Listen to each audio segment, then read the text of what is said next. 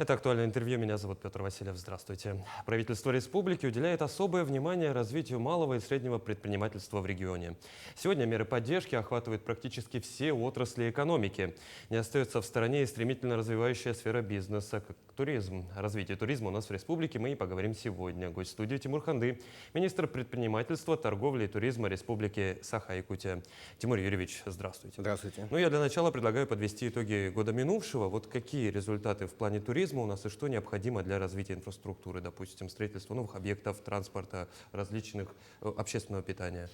Ну, вообще у нас туризм последние 2 года развивается довольно-таки динамично, потому что поменялась федеральная повестка. Сегодня делается акцент по поручению президента на внутренний туризм. Сегодня распределение туристического потока идет уже по всей нашей стране, и Республика Саха-Якутия является тоже одним из уникальных регионов, неизведанных регионов, которым очень интересно побывать здесь. И поэтому сегодня туристическая инфраструктура должна развиваться. И вы правильно говорите, то, что в первую очередь это места размещения, это коллективные средства размещения, где туристы останавливаются. В последние 2 года мы видим увеличение туристического потока. Как мы и раньше говорили, в 2022 году туристический поток составил 237 тысяч туристов. В 2023 году мы видим очередное увеличение, это опять очередное рекордное количество туристов, 238, которое показывает нам статистика. Но сегодня мы уже используем аналитику больших данных, и по данным Сбераналитики в Якутии в 2023 году 290 тысяч уникальных посетителей посетило нашу республику. Это те люди, которые приезжают и расплачиваются. Тем самым мы очень, наверное, большой акцент делаем на развитие инфраструктуры. В первую очередь это места размещения, ведь оно напрямую зависит на влияние вот именно этих показателей. Туристический поток — это люди, которые остановились в гостиницах. Это могут быть и деловые поездки, деловой туризм. Это может быть и туристические поездки, посещение таких объектов, как Ленские столбы, полюс холода и Микон и другие наши достопримечательности, которые привлекают наших туристов. Поэтому здесь говорить о том, что приезжают по разным, допустим, направлениям, но все равно не все туристы.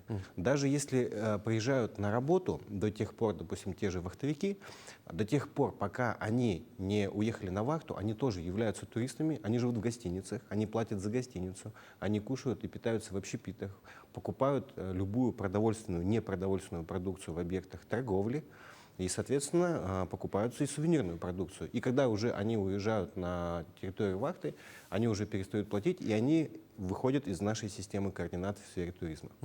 Ну, я предлагаю продолжить тему поручения президента касательно развития туризма и поговорить немножко еще о национальном проекте туризма и индустрии гостеприимства. Вот как он заходит или зашел уже и активно работает на территории нашей республики? Не все регионы Российской Федерации сегодня принимают участие в национальном проекте «Туризм и индустрия гостеприимства». По итогам 2022 года, благодаря консолидированной работе и бизнес-сообщества, и органов местного самоуправления, государственной власти, мы провели хорошую работу, это заметил федеральный центр. И в 2023 году, наконец-то, мы попали в список регионов, которые реализуют этот национальный проект, который инициировал президент нашей страны. Это хорошее мероприятие, это дополнительные федеральные деньги, которые направлены на инфраструктуру в первую очередь. В 2023 году мы получили субсидию федеральную на 130 миллионов, и тем самым мы сейчас ведем реализацию строительства 20 средств размещения. Это туристические базы, это туристические домики небольшие, это может быть туристические комплексы в плане нескольких объектов. Ну и также мы получили в прошлом году 67 миллионов на обеспечение туристического оборудования для субъектов малого и среднего предпринимательства. Более 57 инициатив от 48 предпринимателей получили средства для того, чтобы модернизировать свою материальную базу. Это могут быть спальники, это могут быть любые оборудования для пеших походов, те же спутниковые телефоны там, где нету, таблички. Ну, то есть все, что необходимо для того, чтобы сформировать туристический маршрут. Но я, насколько понимаю, мы же эти деньги вкладываем не только в развитие столичного туризма, но и, так скажем, по районам республики. География абсолютно полностью у нас по всей республике, конечно.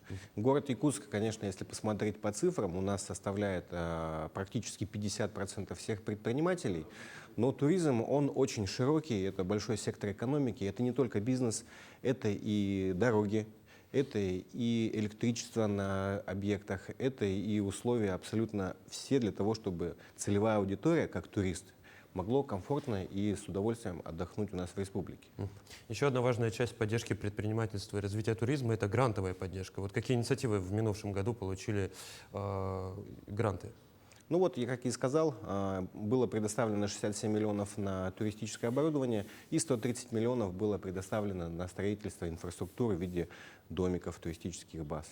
Это очень хорошая история. Мы в этом году должны уже посмотреть на их строительство. В 2024 году они должны завершить все объекты. Некоторые объекты уже построены. Это была хорошая история, когда мы давали гранты в виде финансового обеспечения, то есть авансом. Но при этом обязательства у предпринимателя возникали на 50%. То есть 50 на 50. Субсидия плюс свои средства. Это, возможно, и заемные, может быть, это и собственные средства для того, чтобы он реализовал этот объект. Мы и дальше будем участвовать в национальном проекте. В 2024 году вообще действие всех национальных проектов заканчивается. Я уверен, что это очень эффективный инструмент. Регионам это очень важно. И я думаю, что и в следующем году эти инициативы будут продолжены. Тимур Юрьевич, мы с вами сегодня много говорим о местах размещения. Это гостиницы, дома отдыха, маленькие рекреационные домики. Все они должны проходить процедуру классификации. Вот что за процедура, для чего она нужна? Классификация, простыми словами, это звезды. У каждого отеля должна быть звездность. Допустим, Азимут у нас 4 звезды, Тыгын-Рахан 4 звезды, Артодайду или Алас это 3 звезды. Вот. Ну и вообще сегодня действует постановление Российской Федерации о классификации средств размещения. Эта процедура обязательная, потому что сегодня нельзя принимать гостей без классификации. И многие думают, что это довольно-таки сложная процедура. Ничего подобного. Это, во-первых, нужно для безопасности. Требования там не такие серьезные. И многие думают, что у меня не хватит средств для того, чтобы 3 звезды получить. Можно получить 2 звезды, можно получить 1 звезду, можно получить 0 звезд. И при этом вы будете объектом, который классифицирован. И самый главный момент – это обязательства по предоставлению отчетности в органы статистики. Сегодня у нас в республике действует 218 коллективных средств размещения, из которых 126 прошли классификацию. И только эти 126 гостиниц сдают отчетность, и по этим данным статистика формирует официальный поток туристический. То есть сегодня 238 тысяч за 2023 год, это 126 гостиниц сдали отчетность, а их 218. То есть фактически туристический поток выше, но так как они не классифицированы, они не входят в систему координат по органам статистики. И это на самом деле не очень хорошая история, потому что когда мы работаем с федеральным центром, туристический поток напрямую связан с мерами поддержки со стороны федералов. Это очень важно, потому что есть событийные мероприятия, и они смотрят на количество туристов, которые посещают республику. Мы можем показать сегодня 238, но, как я и сказал вначале, Сбераналитики видят обезличенно данные людей, которые прибывают. Сегодня операторы сотовых провайдеров видят тоже бигдату, то есть когда человек приземляется в Якутске, сотовый оператор видит то, что симка зарегистрирована не в Якутске, и он тоже фиксирует, что это турист. Также он фиксирует, сколько дней он провел, его перемещение, а данные банковских, они видят уже платежные мероприятия. В прошлом году, по данным Сбераналитики, у нас уникальные туристы потратили более 4 миллиардов рублей. Да, действительно очень хорошая сумма. Хорошая сумма, и эта сумма остается в Якутии, и это не деньги, которые заработаны в Якутии. Это деньги из других регионов, приезжают сюда и тратятся здесь. И их обеспечивает наш малый бизнес. Тимур Юрьевич, я предлагаю поговорить про большое событие. Называется оно «Путешествие на полюс холода». С 30 по 31 марта оно пройдет в Якутии. Что будет за фестиваль? Ну, мы продолжаем брендировать наш полюс холода, Омикон как центр зимнего туризма. Он уже давно как бренд идет вперед. И сегодня наша задача проводить событийные мероприятия, чтобы обеспечить наш бизнес в сфере торговли, в сфере гостиницы, в сфере туристических маршрутов. Они все должны постоянно иметь определенный доход стабильный. Мы анализируем по всем месяцам, где у нас идет выпадание по количеству туристов. И именно событийный туризм – это туризм, который создается в момент, где не хватает туристов. Поэтому тем самым мы, имея полюс холода Омикон уже как бренд, мы просто создаем дополнительные мероприятия, которые бы дали бы стимуляцию приезда туристов. Это очень важное мероприятие, и если говорить уже про основные вехи, это Чисхан, это купание в Виндигирке, это национальные блюда. Да? Вот это все очень сильно привлекает туристов, и если так подумать, по факту сегодня туристы платят для того, чтобы прочувствовать холод. И экстрим в том числе. Экстрим, конечно. Трасса Колыма тоже очень знаменитая. По пути трассы Колыма сегодня ведется работа и предпринимательским сообществом, потому что вопросы придорожного сервиса — это и есть вопросы сервиса, то есть это сервисная история, когда можно с хорошим комфортом. К сожалению, это не делается так быстро, по одному щелчку, это делается постепенно, потому что здесь вопрос вложений предпринимателей и их окупаемость. Конечно, сейчас можно взять и построить, а объект не будет рентабельным, и он будет вынужден закрыться. Чтобы этого не было, поэтому предприниматели сейчас анализируют, сколько пассажиропоток по трассе Колыма, будут они останавливаться, не будут останавливаться. А это все те данные, которые мы сейчас собираем и будем предоставлять нашим предпринимателям. Но, тем не менее, наш полюс холода из года в год остается очень популярным. Тимур Юрьевич, я предлагаю перенести с севера в центр нашей страны. Выставка «Россия», масштабный форум работает, Якутия там представлена. Что мы показываем гостям, зрителям, жителям Москвы? Наш стенд, конечно, привлекает внимание. Он находится прямо с самого начала выставки в 75-м павильоне. Когда вы заходите, сначала идет стенд Камчатки, потом идет стенд Якутии. И, конечно, очень большое скопление людей и в будни, и в выходные. И когда я там побывал, я очень удивился, насколько привлекает вообще жителей нашей страны эта выставка. Сегодня выставка — это, наверное, та самая выставка достижений народного хозяйства, которая вообще изначально была задумана, и сегодня наша страна, она очень великая. И этим можно очень гордиться и убедиться именно на этой выставке.